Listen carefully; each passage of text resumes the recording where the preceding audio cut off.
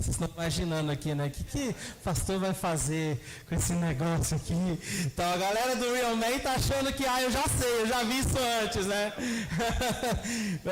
Mas a verdade é que Deus tem ministrado uma mensagem no meu coração e eu gostaria de compartilhar com vocês, usando algumas ilustrações aqui, que vai fazer todo o sentido, amém? Mas antes de eu começar, eu queria contar uma piada. Pode ser? Amém. Deus tem senso de humor, não tem? E a igreja é para ser um lugar divertido, não é? Não é para ser uma coisa monótona, chata, né? É para ser um lugar ali onde você vai se divertir, certo? Amém? Então tá bom. Vamos lá. Tinha um cara que ele estava andando na rua e ele encontrou uma freira. Ele encontrou uma freira no meio do caminho, usando aquela roupa de freira, né, tudo direitinho. Ela estava na calçada, ele parou para a freira e disse: freira, posso abrir meu coração para você? Ela falou: claro, pode. Olha, é um sonho meu desde de adolescente. Eu sempre quis dar um beijo na boca de uma freira. A freira olhou assim: que isso? Mais respeito, eu sou uma irmã. Freira, mas é sonho é sonho, não sei, aconteceu, eu tive vontade, é só um selinho, não é nada demais. Mas tenho isso comigo. Mas se você não quer, tudo bem, não sei se um dia eu vou realizar esse sonho. Aí a freira se comoveu. Tá bom, acho que eu posso ajudar a realizar o sonho desse rapaz, né? E falou para ele assim: tudo bem, mas eu faço com uma condição. Você precisa ser solteiro e você precisa ser católico apostólico romano. Tudo bem? Você preenche esses requisitos? Aí ele falou: claro, freira, eu sou católico, vou na missa desde pequeno, né? E sou solteiro. Beleza. A freira foi lá, rolou o selinho. Aí ele começa a rir. Aí, por que você está rindo? Porque eu menti. Eu nunca fui católico, nunca fui na missa, e eu estou enrolado com uma moça aí. Não sou casado, mas estou enrolado com ela aí. Ele começou a rir dela. Aí a freira começou a rir ainda mais alto. E por que você está rindo? É porque eu não sou freira, meu nome é Marcelão e eu estou indo numa festa fantasia.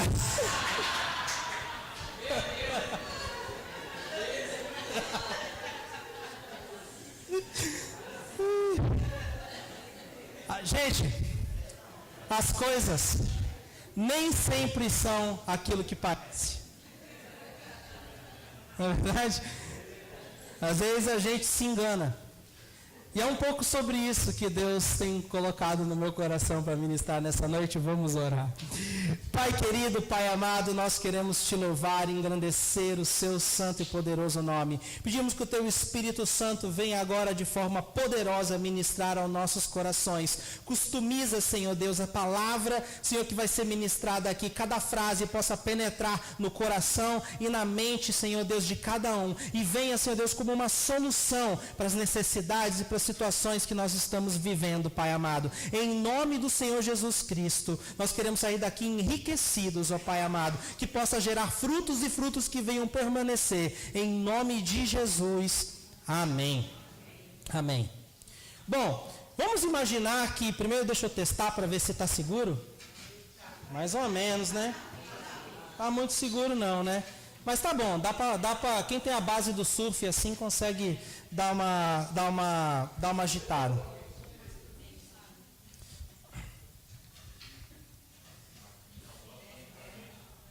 Tá bom, eu não vou andar muito não, gente, é só pra galera entender. Tá todo mundo vendo aí, dá pra ver? Imagina, nós entendemos que todos nós estamos numa jornada nessa vida, não estamos? Nós estamos numa jornada espiritual também, porque nós somos corpo, alma e espírito. E essa jornada vai nos levar a um destino. E nessa jornada nós teremos momentos de altos, momentos de baixo, como qualquer outra jornada, correto? Então essa jornada aqui é o que Deus É o caminho que Deus tem para a minha vida. Agora, como que eu vou conseguir viver essa jornada de Deus aqui para a minha vida se eu estou assim?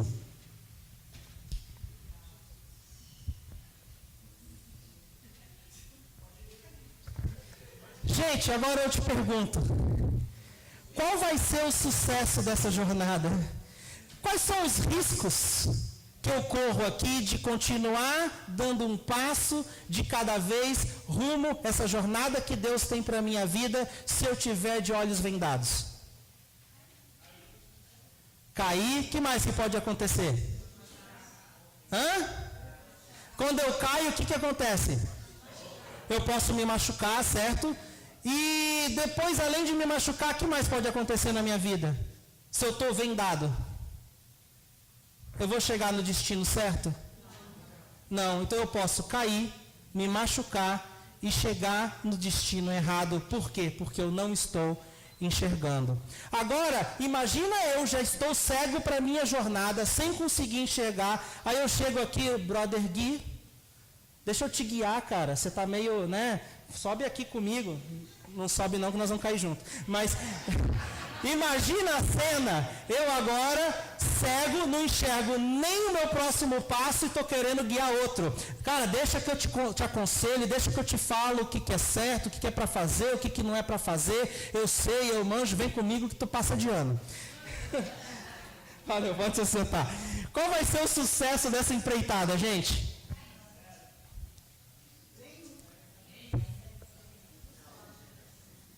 E, infelizmente, muitos de nós estamos buscando viver nossa jornada dessa forma. Eu estava olhando minha cachorra, né? Quem sabe conhece nossa casa, a gente tem uma poodle, que ela está com diabetes, a diabetes acelerou a catarata dela e ela ficou cega. E essa semana eu estava olhando ela e ela ficava assim, um momento, tipo, ela não sabia onde ela estava dentro de casa. Parecia que ela estava completamente perdida. E ela se batia nos lugares. Tanto que, numa dessas batidas, ela machucou um olho dela e gerou uma ceratite que a gente teve que levar no veterinário. Agora a gente está tratando com colírio, com antibiótico, com pomadinha e não sei o que lá. Então ela ficou perdida, ela se machucou e o pior de tudo, agora é um desafio para ela acertar o tapetinho e o lugar certo de fazer xixi, porque volta e meia ela faz xixi no lugar errado.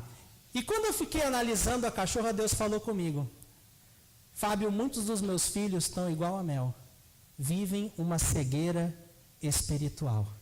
E é sobre isso que eu gostaria de ministrar nessa noite. Cegueira espiritual. Porque se eu tiver cego, eu vou cair, eu vou me machucar, e eu não vou chegar no destino que Deus tem para a minha vida. Por isso que é extremamente importante que a gente tenha os nossos olhos desvendados e comece a enxergar e comece a compreender quais são realmente os preceitos de Deus. Amém?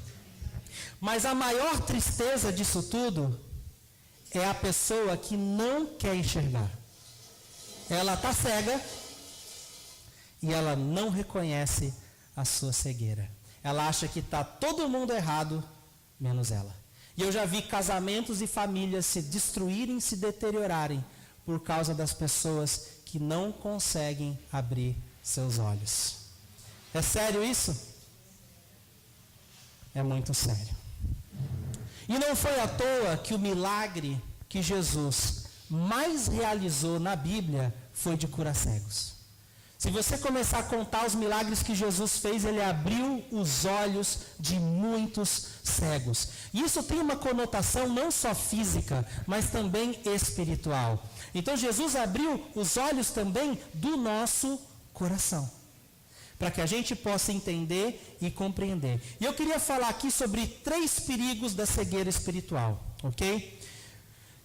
Um dos perigos da cegueira espiritual é o perigo de nós não enxergarmos Deus numa dada situação. Você vai viver um momento que nesse momento você não consegue enxergar Deus. Se você não enxerga Deus, você não enxerga a solução. Se você não enxerga a solução, você não enxerga uma saída. E você fica ali naquele dilema. E eu vou pedir para você abrir a sua Bíblia no livro de 2 Reis 6. Nós vamos estudar 3 histórias bíblicas para definir esses 3 perigos aqui que nós vamos compartilhar. Então, 2 Reis, capítulo 6. Como dizem os cariocas, minha amiga Denise, 12. Versículo 12.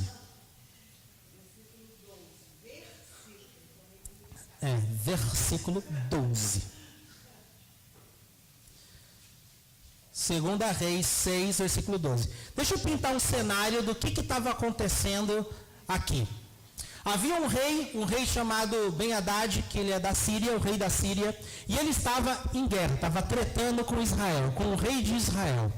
E num belo dia, esse rei Ben-Hadad, ele decidiu sitiar, ele decidiu fazer um cerco, ele decidiu sitiar Israel. E sendo que uma coisa interessante era que esse rei da Síria, toda vez que ele ia investir contra Israel, Deus mostrava para o profeta Eliseu quais eram os planos do rei da Síria. E esse rei tinha os seus planos frustrados, porque o rei de Israel, como ele sabia exatamente qual era o próximo passo do rei inimigo.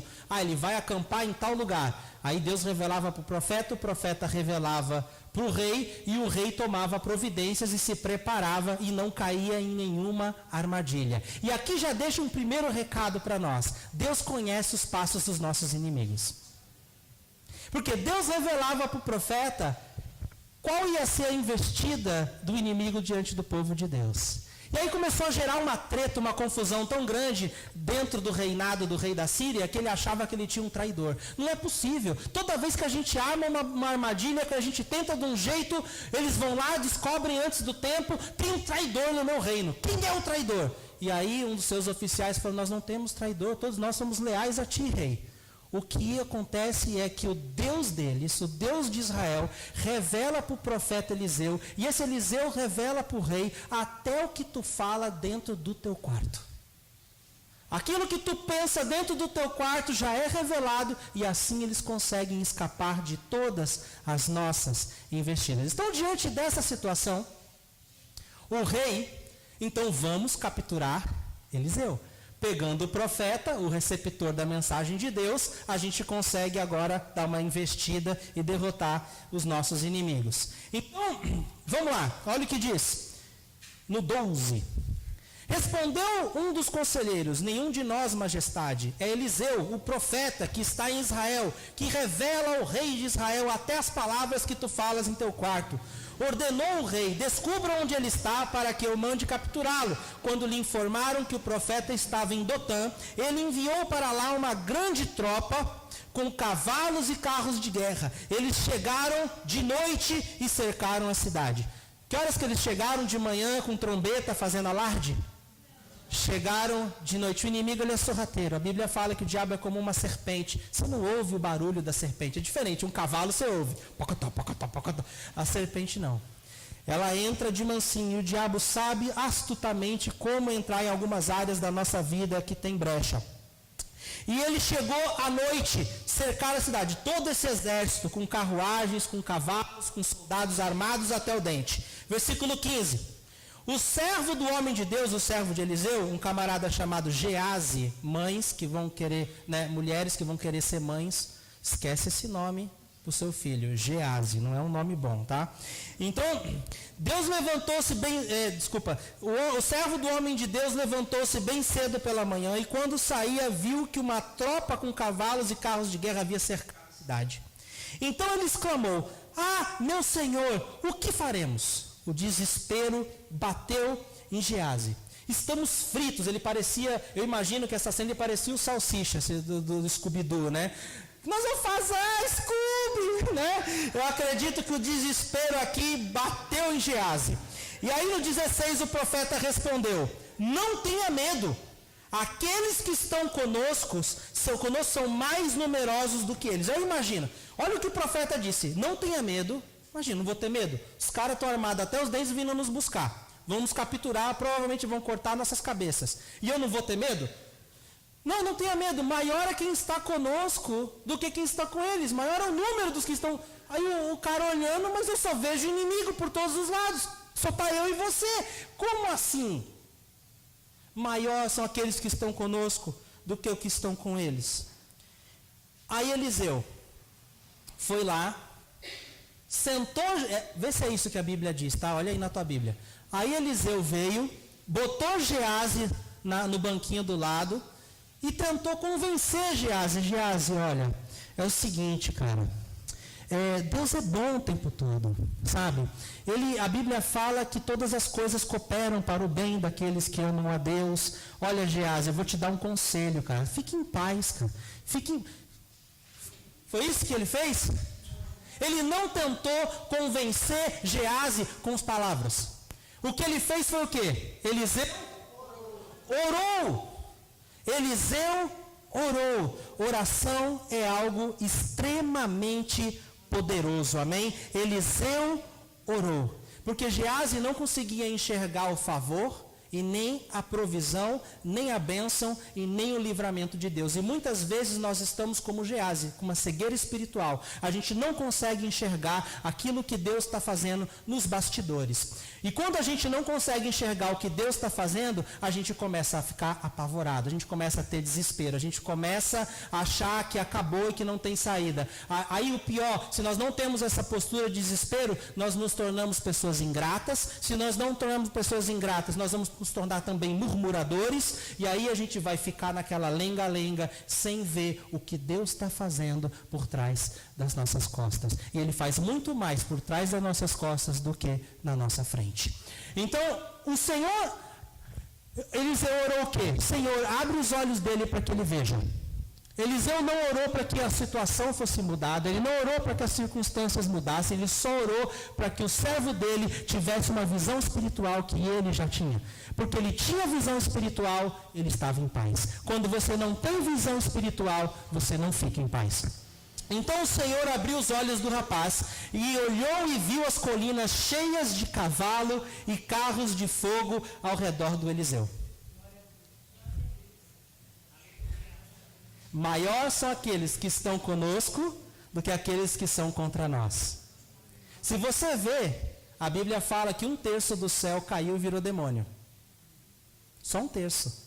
Então, para cada demônio tem 3 anjos, certo? Então, muito maior é o número daqueles que lutam por nós do que aqueles que são contra nós. Então, por que eu vou temer o meu inimigo se eu não estou em desvantagem, mas eu estou em vantagem? Mesmo quando eu não enxergar que eu estou em vantagem, você tem que entender que você sempre está em vantagem contra o seu inimigo. Amém? Que a gente possa ter os olhos de Eliseu. Não é uma certeza, uma certeza assim, que vem de um pensamento positivo. Se não é positivo, vai ficar tudo bem, Geazi, fica em paz, fica na boa, Deus é bom. Não, ele tinha uma convicção plena dentro dele, que era real, era palpável, ele via. A fé vai além dos 5 sentidos. Lembra 5 sentidos? Quem lembra 5 sentidos na aula de ciências, 5ª série? O que a gente tem? Visão, paladar, audição e tato. Então no natural você tem tudo isso. Mas a fé, ela faz com que você enxergue e com que você tenha uma certeza que vai muito além do que você pode ouvir, do que você pode ver, do que você pode sentir, do que você pode provar. Amém? Então a oração, ela foi vital nessa questão para fazer com que Geazi visse. Não só para fazer com que Geazi enxergasse, mas a oração também teve uma outra conotação aqui nessa história. Vamos ver o que acontece aqui. Então, o Senhor abriu os olhos do rapaz, que olhou e viu as colinas cheias de cavalos e carros de fogo ao redor de Eliseu. Versículo 18. Quando os arameus desceram na direção de Eliseu, eles não foram descendo para tomar um café com Eliseu, foram descendo para capturá-lo e cortar a cabeça dele, certo? Era isso. Então, quando os arameus desceram na direção de Eliseu, o que Eliseu fez? Correu? O que ele fez? Orou de novo. Eliseu orou ao Senhor: feres esses homens de cegueira. Então ele os feriu de cegueira conforme Eliseu havia pedido. E Eliseu lhes disse: não é esse o caminho, nem essa a cidade que procuram. Sigam-me, e eu os levarei ao homem que vocês estão procurando. E os guiou até a cidade de Samaria. Olha, ele orou para o homem conseguir enxergar o que não estava enxergando. E depois ele orou novamente. Eu fico imaginando, às vezes, Deus manda uma legião de anjos ao teu favor, para travar uma batalha, para te dar uma vitória. Eles estão lá, com a espada desembainhada, com o escudo na mão, com as flechas já empunhadas, só aguardando um comando seu. E você não ora, você não faz nada. É a oração que fez com que os anjos, fizesse cegueira em todo o exército inimigo. E às vezes você está lá numa situação, Deus já te deu a provisão e você não dá você não puxa o gatilho. A oração é o gatilho. A oração é aquilo que você faz e que vai fazer a diferença, que vai engajar com que o céu comece a cooperar com a terra e transformar a sua situação. Então a pessoa que não ora, normalmente ela passa por uma cegueira espiritual. Quando você começa a desenvolver uma rotina e um hábito de oração, as coisas começam a se desacortinar. E você começa a ver o que muita gente não vê. Amém? Agora, o cego, o que aconteceu com o exército do arameu? Ficou cego. Quando você é cego, você é facilmente enganado. A Bíblia fala que existem vários ventos e formas de doutrina. Que quando você não tem a visão do que aquilo quer dizer, visão tem muito a ver com a área da compreensão, você se deixa levar.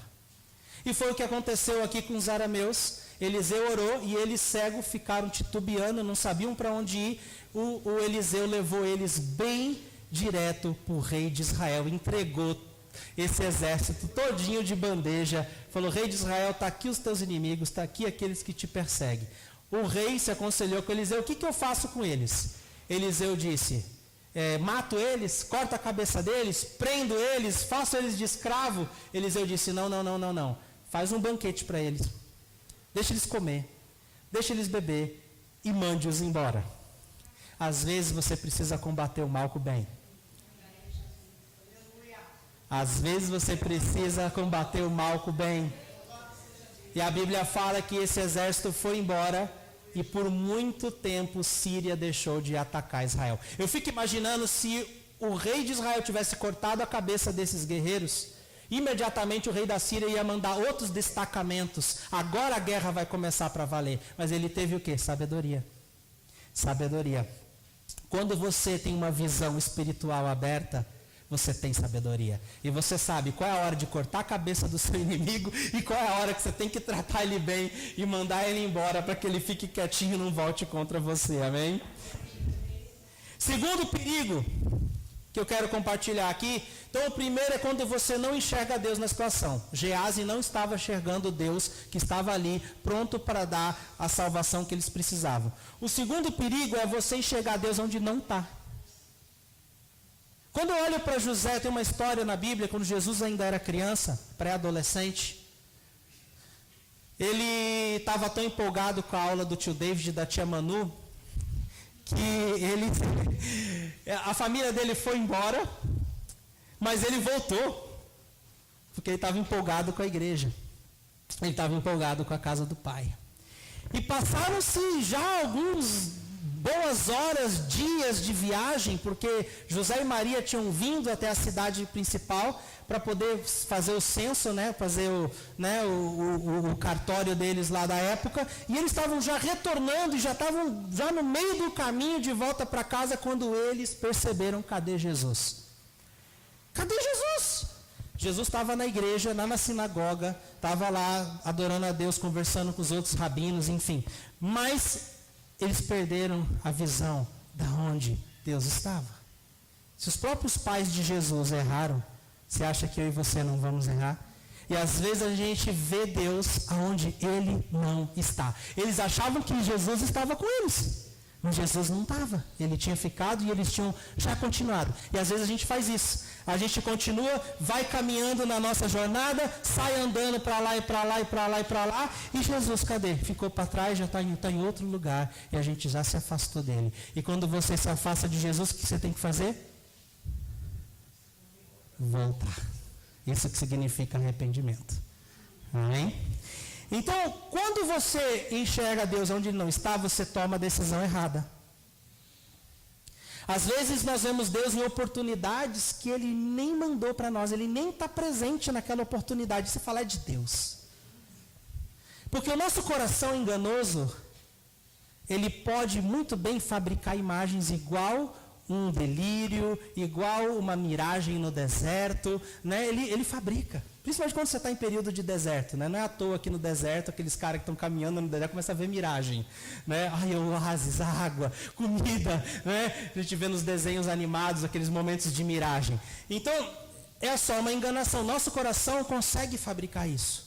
E a gente precisa ter olhos espirituais para discernir se essa oportunidade, Deus realmente está nela ou não. Às vezes é uma oportunidade de trabalho, às vezes é uma oportunidade para você entrar numa empresa, para você abrir uma empreitada, que às vezes nem é de Deus para a sua vida.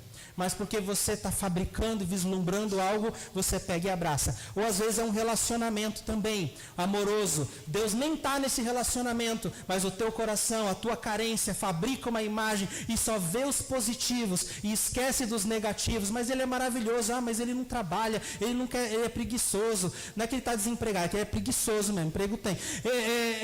A gente sabe da situação econômica do Brasil, né? Então assim, a gente vê, aí a pessoa, mas Deus está nesse negócio, pastor. Aonde, minha filha?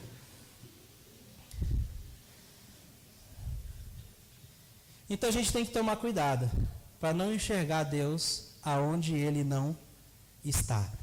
Esse momento é o momento de você pedir uma segunda opinião e ter o coração aberto. Chega para alguém. Isso acontece com todos nós, acontece comigo também. E aí, quando acontece comigo, eu chego para o meu pastor, o David Spell, que vocês viram aqui, ele, semana passada, e durante essa semana ele esteve com a gente. David, apareceu essa oportunidade para mim, assim, assim, assado, o que você acha? Aí ele vai falar, Fábio, não desceu legal no meu espírito. Se ele fala isso para mim, já fica um ponto de interrogação na minha mente. Eu vou orar sobre o assunto. Aí eu vou pegar outro pastor amigo meu, ligo para ele, e aí, o que você acha disso aqui? Se ele falar a mesma coisa, confirmou, já vira a página e esqueça o assunto. A gente precisa dessas segundas opiniões, mas não vai procurar opinião com aquelas pessoas que não têm conexão com Deus, certo? Porque você pode se frustrar. Você está lá querendo se separar do teu marido, você vai lá com aquela colega tua lá que está encalhada, que morre de inveja que você tem marido e ela não. Ai, meu casamento está difícil, não sei o que lá, vim me aconselhar com você. Separa, maluca, separa, fica aqui nem eu. Ela não consegue te pôr para cima, ela vai te pôr para baixo. Então você toma cuidado. Vai se aconselhar com pessoas cheias do Espírito de Deus, amém? Outra coisa, Deus está sempre alinhado à sua palavra. Sempre alinhado à sua palavra. Né? Agora só toma cuidado para você não pegar a palavra, tirar de contexto e adaptar para a sua situação, para validar aquilo que o seu coração quer. Tá certo? Não tire a palavra de contexto. Se você tiver dúvida, pergunte para o pastor, para a pastora. Essa palavra, a palavra de Deus diz assim, eu estou interpretando ela assado, o que você acha? Está alinhado ou não está alinhado? A gente vai te ajudar, amém? Então, esse é o segundo perigo, enxergar Deus aonde Ele não está. Quando a gente tem cegueira espiritual, a gente faz isso bastante. Terceiro perigo é ter a visão turva. Ter a visão turva.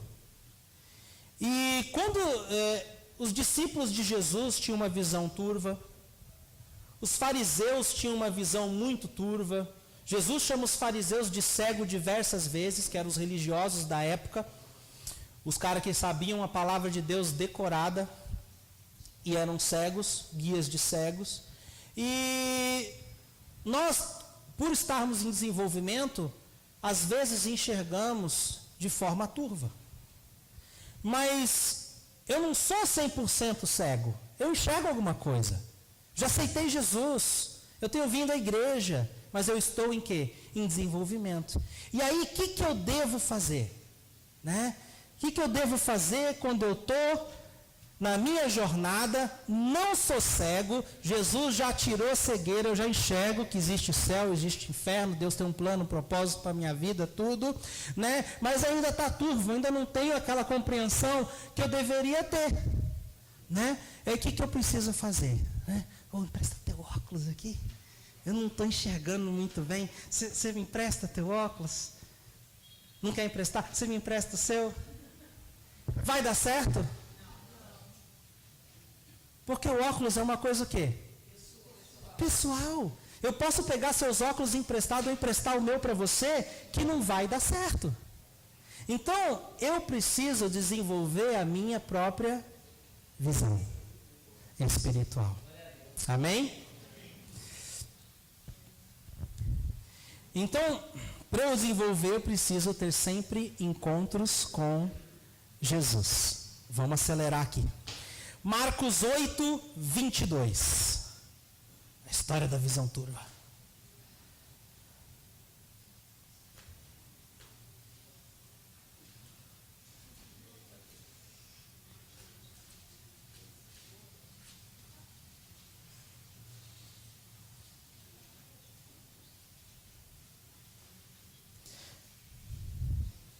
É a cura do cego em Betsaída.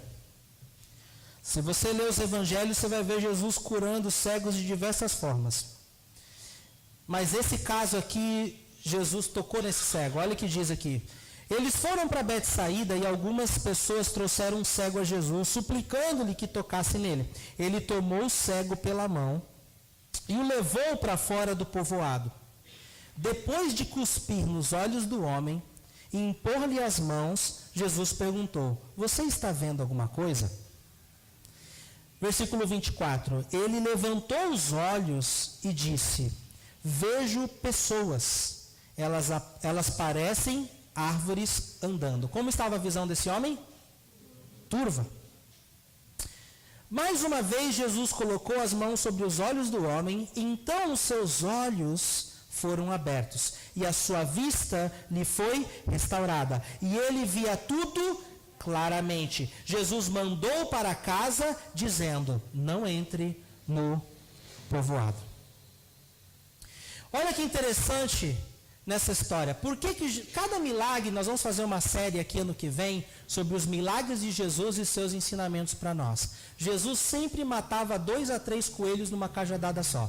Então aqui no caso ele estava curando um homem, indo na necessidade pessoal daquele homem, mas ele também estava ensinando os seus discípulos com essa cura, e ele também estava cutucando os fariseus com essa cura.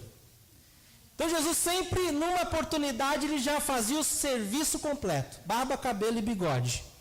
Então aqui a gente vê por que Jesus curou esse homem dessa forma. Por que foi em 2 etapas e por que não foi logo de prima? Porque ele queria passar uma lição para os seus discípulos e cutucar os fariseus que tinham criticado ele anteriormente. Se você ler, então, desde o começo do capítulo 8, você vai ver que Jesus realiza o milagre da multiplicação dos pães e dos peixes, e na sequência os fariseus se aproximam de Jesus e começam a criticar Jesus, pedindo que ele realize um outro sinal miraculoso para que eles pudessem crer em Jesus.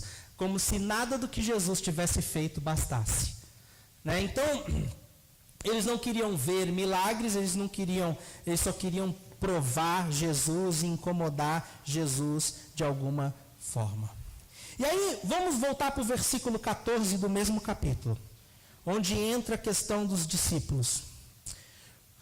Os discípulos haviam se esquecido de levar pão, a não ser um pão que tinham consigo no barco. Advertiu Jesus: estejam atentos e tenham cuidado com o fermento dos fariseus. O que é o fermento? O que o fermento faz com a massa? Dona Ana, cozinheira, né, leveda, né, e vai, ele entra em toda a parte toda a estrutura da massa. E a mesma coisa aqui ele fala: cuidado com o fermento dos fariseus e com o fermento de Herodes. O fermento dos fariseus representa religiosidade. Cuidado com religião sem relacionamento, ela não presta. A Bíblia fala que a carta mata, né? Que o muito conhecimento infla e o amor edifica. Então eu sou muito mais aquele cristão que é cheio de amor, que ama Jesus, mas ainda está lá se desenvolvendo no conhecimento da palavra, do que aquele cara mega culto que sabe até se Abraão e Eva tinham umbigo ou não, né? Que entende tudo de Bíblia e não pratica nada do que sabe. A Bíblia fala que o conhecimento muito infla, estufa, mas o amor edifica, constrói. Que sejamos mais cheios de amor, amém? Conhecimento é bom, precisamos ter. Agora, conhecimento somado a amor é melhor ainda, amém? Então, os fariseus, eles eram cegos por sua religiosidade, por sua arrogância e justiça própria. Eles não enxergavam Deus aonde Deus estava, porque eles não reconheceram Jesus bem na frente deles, e Jesus era a expressão exata de Deus, e eles viam Deus aonde ele não estava, porque eles achavam que por muitos rituais e pela religiosidade deles, eles estavam agradando a Deus. E Jesus, no momento, vira para eles, chama eles de raça de víboras, de hipócritas, de cego, de sepulcro caiado, e chama eles também de uma outra coisa, fala, vocês comem um mosquito e engolem um camelo. Então os caras prestam atenção nos mínimos detalhes, que não é relevante, coando um mosquito e engole um camelo. Uma coisa que é mega importante, que é amar o próximo, respeitar o próximo, cuidar do órfão da viúva, eles negligenciavam. É como se eles estivessem andando com uma baita trave no olho e olhando para o cisco do olho do irmão. E muitos cristãos têm esse comportamento fariseu. Mas aqui não, amém? A gente rejeita a religiosidade aqui. Agora, o fermento de Herodes é um fermento mundano, né?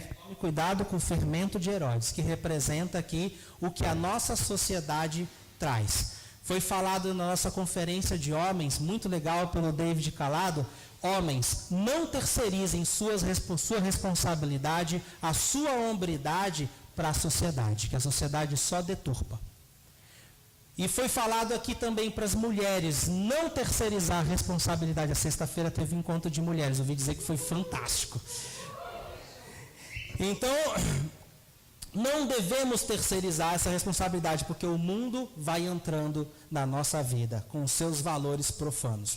Então, Jesus alerta os seus discípulos. Aí, no versículo 16, eles discutiam entre si, dizendo, Jesus está falando isso porque a gente não tem pão. E Jesus, percebendo a discussão deles, ele lhes perguntou, por que vocês estão discutindo sobre não terem pão? Ainda não compreendem nem percebem? O coração de vocês está endurecido. Vocês têm olhos, mas não veem. Têm ouvidos, e não se lembram. Você não se lembra?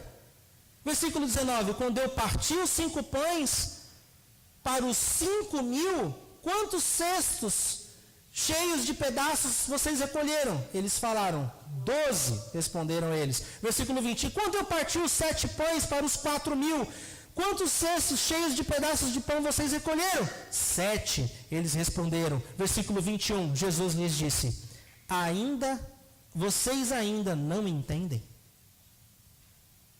Visão turva dá memória curta. A visão turva dos discípulos, quando Jesus curou aquele homem, tocou naquele homem cego pela primeira vez, Jesus estava comunicando aos discípulos, porque aquele milagre, ele estava dando uma lição para eles, no que tinha acontecido no barco, no caminho para aquela cidade. Então naquele barco, os discípulos estavam brigando por causa de um pedaço de pão. Você não pegou o pão, sobrou um monte de pão do último milagre, você não pegou nenhum pão, a gente vai ficar com fome nessa viagem, você é o responsável. Não, o pão foi tua responsabilidade. Eles começaram a brigar no barco. E Jesus vira para eles, vocês têm a visão turva, em outras palavras.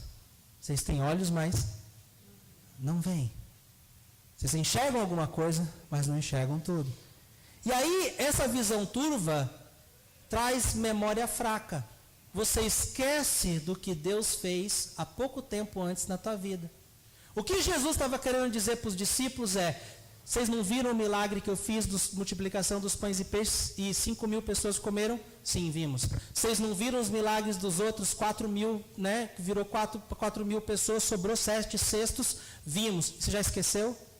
Se eu fiz antes, eu posso fazer de novo. Por que vocês estão brigando sobre um pedaço de pão? Se eu fiz antes, eu posso fazer de novo. E às vezes, quando nós temos a visão turva, a gente faz isso. A gente esquece que Deus já nos deu um livramento em alguma área da nossa vida no passado, que agora Ele não presta para dar outro livramento num outro momento que a gente está passando. Por causa da nossa visão turva. E eu quero que você saia daqui com essa confiança. Se Deus fez antes, Ele pode fazer de novo. Amém? Um coração endurecido gera uma visão turva e uma visão turva gera uma memória curta. Para que a gente tenha êxito nessa jornada, a gente precisa enxergar as coisas de forma clara. Questões como sexualidade, dinheiro, vida familiar, como amar o próximo, entre muitas outras. A gente não pode ter o fermento da sociedade ditando como nós devemos enxergar e compreender as coisas em nosso coração. Amém? Queria chamar a banda aqui.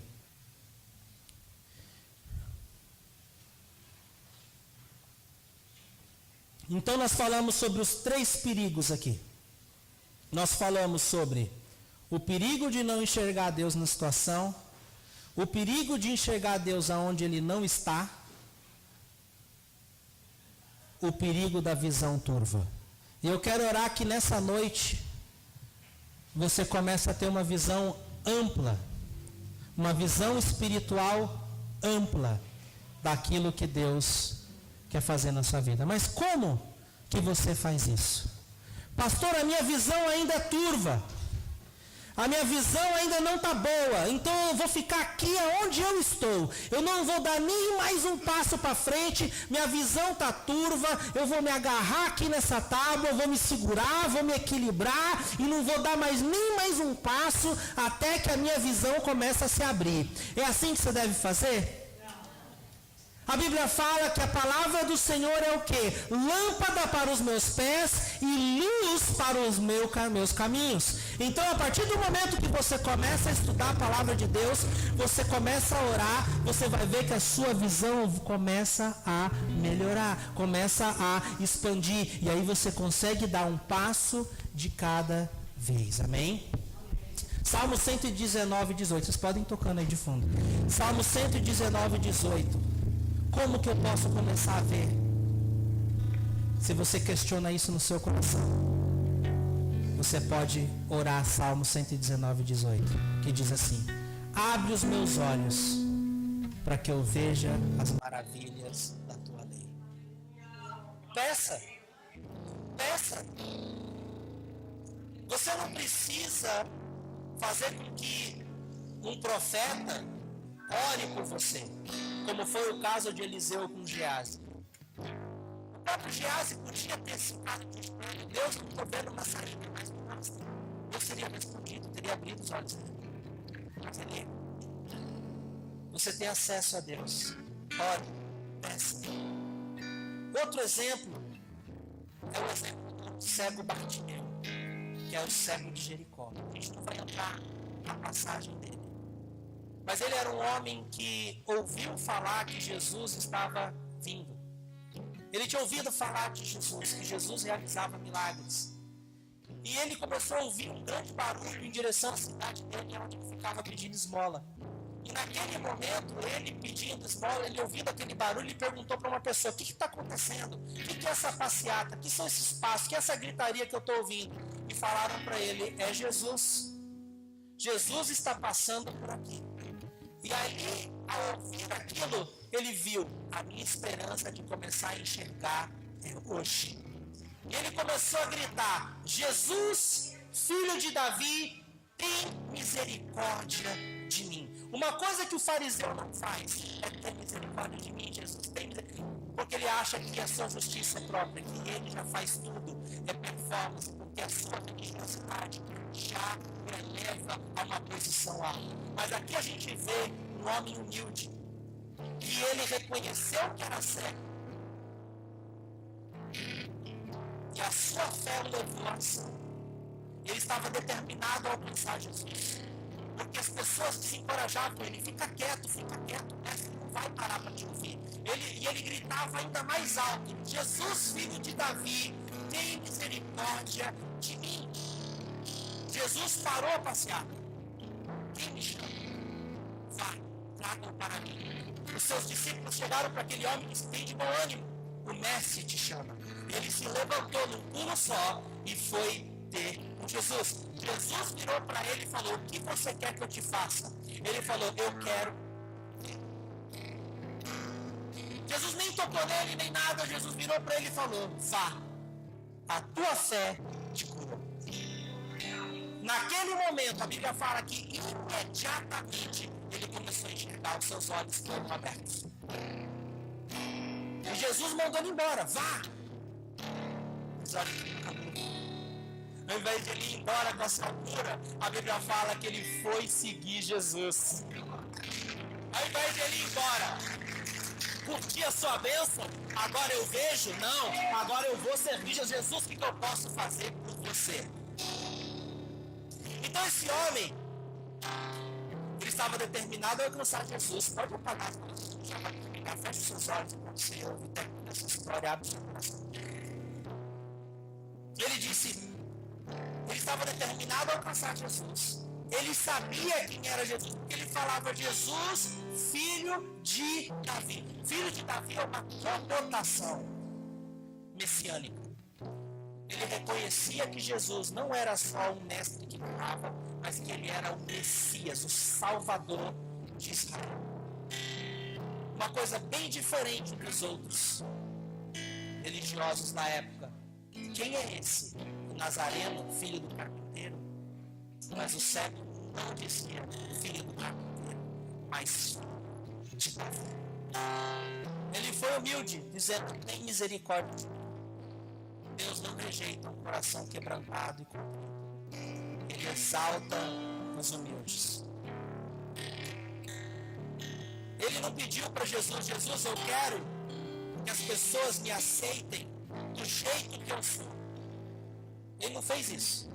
Ele falou: Jesus, eu quero ver, eu quero mudar, eu quero ser transformado. Porque muitas vezes a gente ora: Deus, eu quero que as pessoas enxerguem o quão bom eu sou. Eu quero que as pessoas me valorem, eu quero que as pessoas... Ele não, ele disse: eu quero mudar, eu quero transformar. E Jesus disse: vá, a sua fé te curou. E ele foi. Uma das coisas mais fantásticas acerca do nosso Jesus é que ele não rejeita ninguém que venha a ele. E se você acha que em algum momento você está sendo cego espiritualmente, eu te garanto, se você continuar dessa forma, você vai cair, você vai se machucar e você vai chegar no destino errado. Todos nós precisamos de tempos em tempos de um colírio do céu para tirar essas escamas. Esse mundo inimigo é perito em carregar essas pessoas com coisas erradas. Mas que nessa noite nós possamos enxergar do jeito que Deus quer também.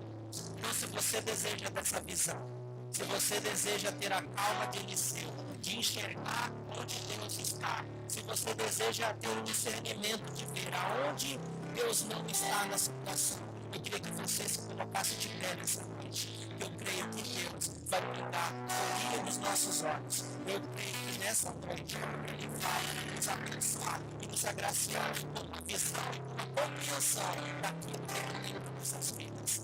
Amém? Então, se esse é seu desejo, se você quer ver, seja como Bartimeu.